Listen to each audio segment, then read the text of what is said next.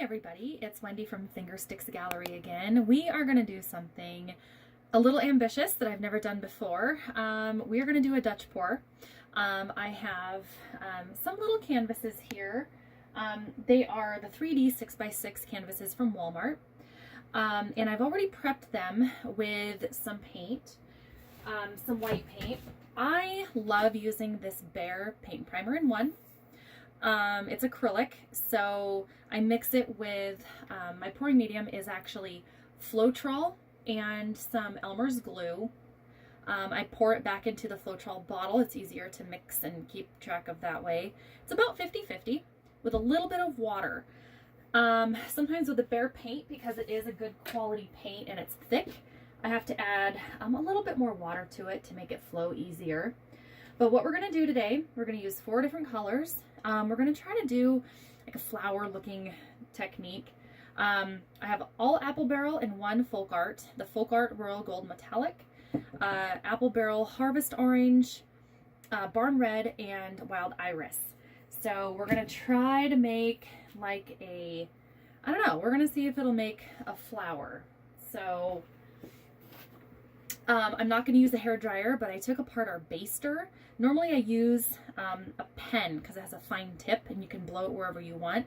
This is a little bigger, so we're going to just try to blow it out towards the sides. I want to put this in my gallery and I'm going to sell it hopefully as a set. So we're going to start in the middle and go outward. So hopefully it's going to look like one big flower. So we're going to start with the orange. All of these paints are mixed with the Floetrol glue water mixture, about 50-50. The darker colors and the metallic take a little bit of water added to that because they're a little thicker. Again, I don't know how this is going to turn out, but it'll be fun to try. My motto, actually I'm going to do it right in the middle. My motto is don't ever be afraid to be a beginner. I am technically a beginner myself. I've only been doing this for a few months. And every second of this has been a learning experience. You can look online.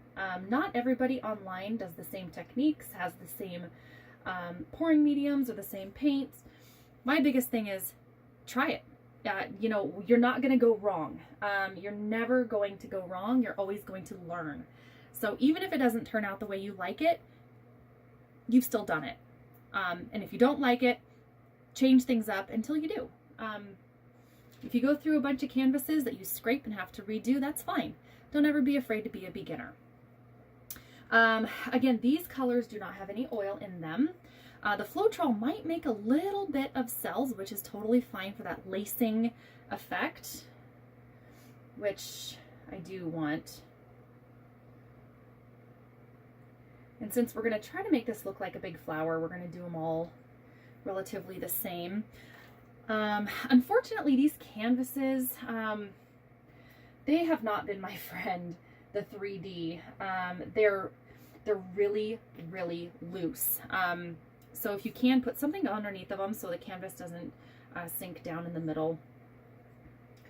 I've definitely learned that with these 3D canvases is that they're just really, really loosely attached to the back. And since I want more purple, the purple's going to be last, and I'm going to pour quite a bit more purple on than the other colors. And again, I've never done this before, so we're all learning together, right?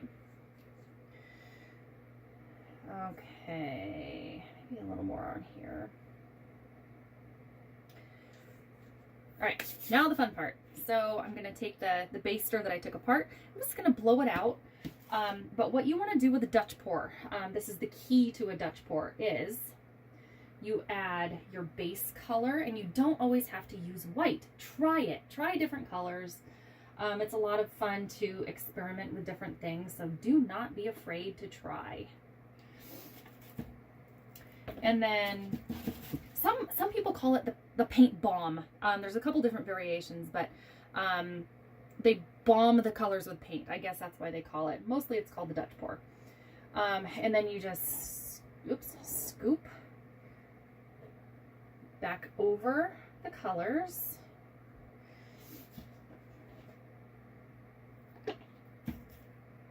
And I don't use gloves. I use my fingers for a lot. That's hence my gallery name is Finger Sticks.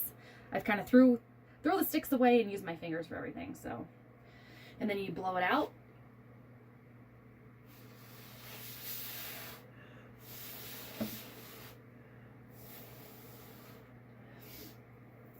And yes, I'm wearing my Pendleton bandana for my hair because my hair is a mess today.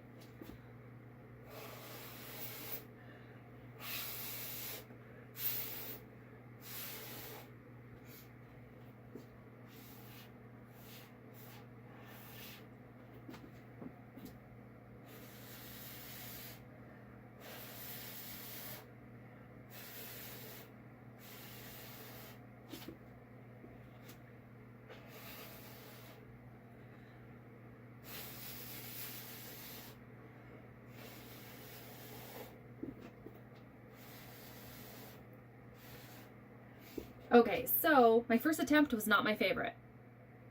My last one and the second to last one, probably my favorites.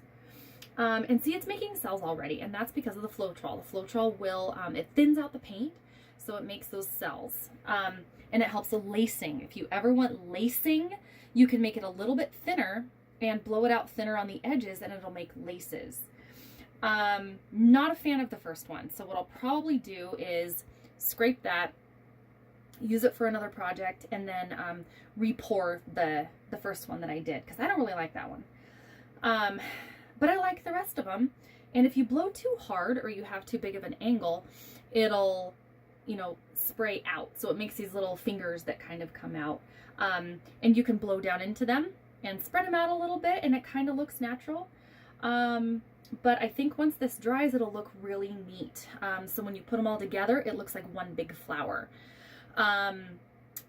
Yeah, I think I'm going to redo the first one. If you don't like it, you can play around with it. So blow it out a little more.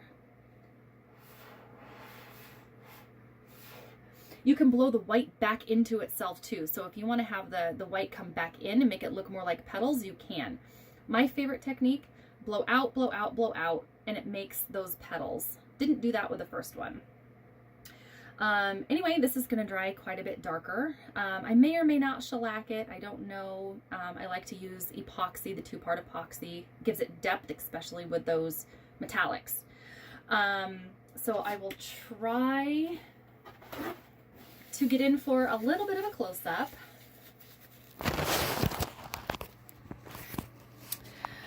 So there you go. It's a lot of fun. Please don't be afraid to be a beginner. Try different things, and most importantly, have fun. Till next time, Wendy from Finger Sticks Gallery. Bye-bye.